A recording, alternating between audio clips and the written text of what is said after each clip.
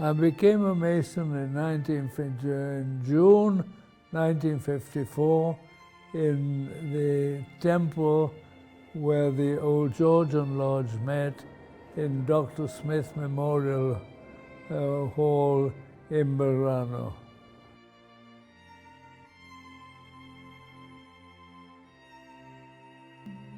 I was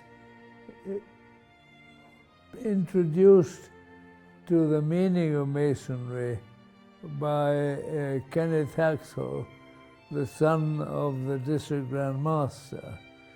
And I immediately agreed that it would be beneficial to myself to follow the principles of Masonry.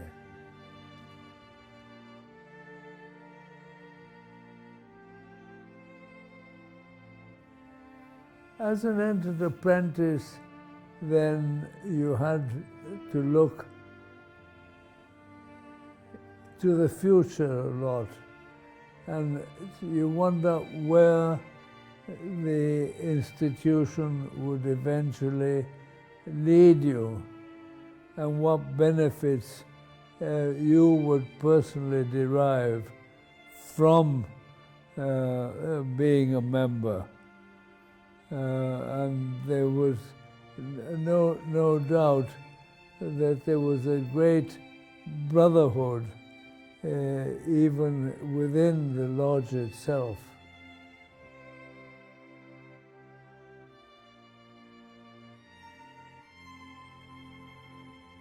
Masonic career lasted all these years, and what can I say? You grew, and all of a sudden you found that you had achieved a sufficient knowledge of the institution to cover higher ranks. And then all of a sudden, one day, the then District Grand Master said,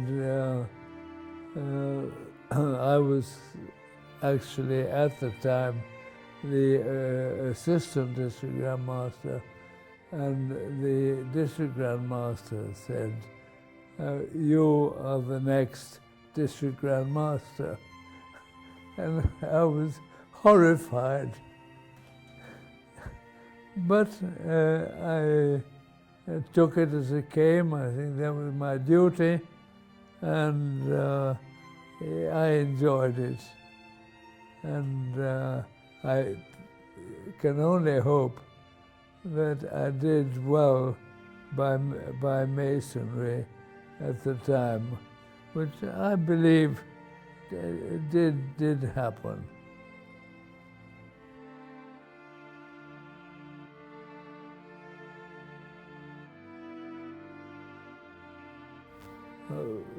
Temple was part of the Missions to Seamen building. We had, the Masonry had the whole of the first floor. We had the principal temple, which was huge, and the entrance room to the temple, where the line out of officers could be put in preparation to go in. And then there was another smaller temple round through one of the back passages, where the small temple where the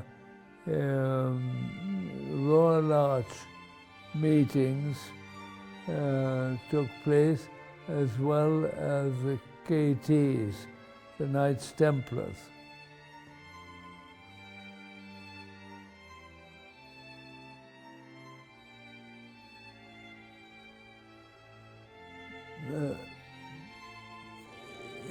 difficult to put your finger on it exactly, but basically the main principles were to maintain the characteristics of Masonry as set by the United Grand Lodge of England, and to see that they were carried out in the same way in this country as in the UK and other parts of the world, because Masonry was spread all over the world then.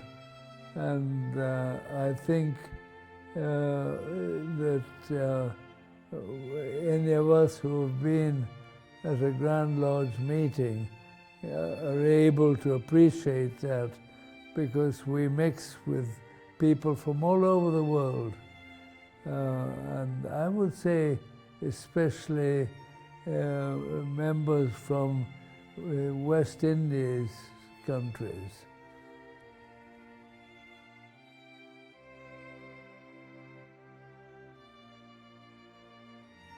Very much so.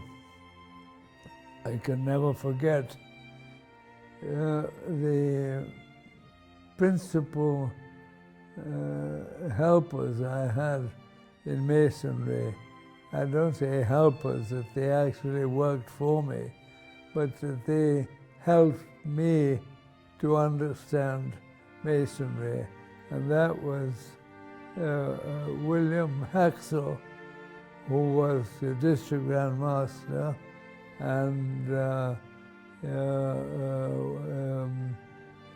Bush, who was the Assistant District Grand Master, or Deputy District Grand Master afterwards.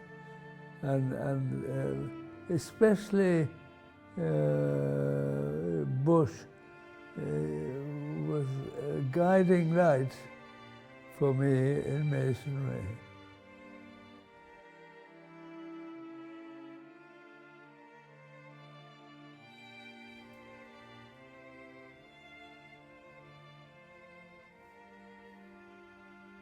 It meant living according to a set of rules that the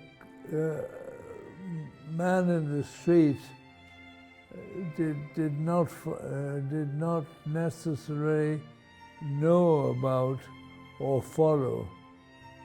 And I think that it really made better men of those members who had joined the craft in those days.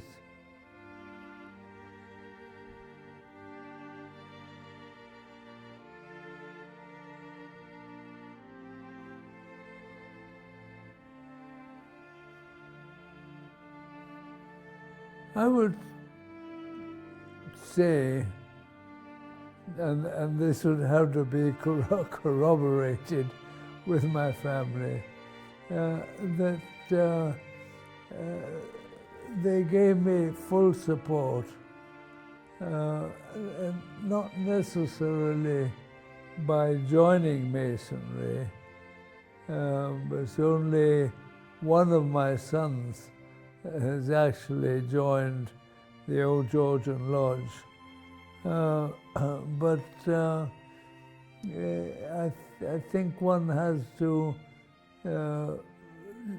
depend and develop on the principles of the institution and to achieve from it the best results as possible.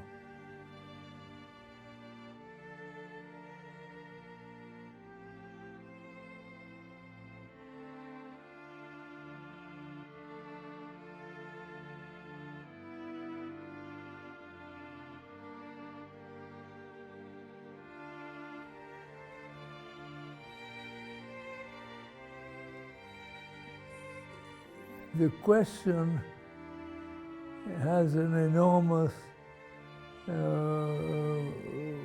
width of understanding, if you like to call it that. But basically,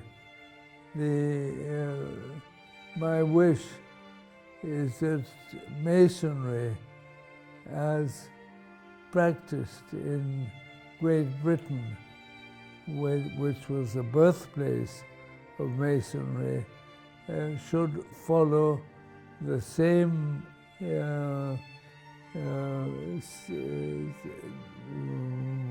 what's the word?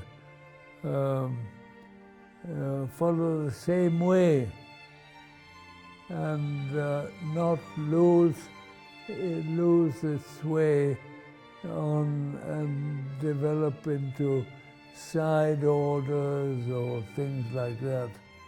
We just have to maintain the principles of Masonry as founded originally so many years ago.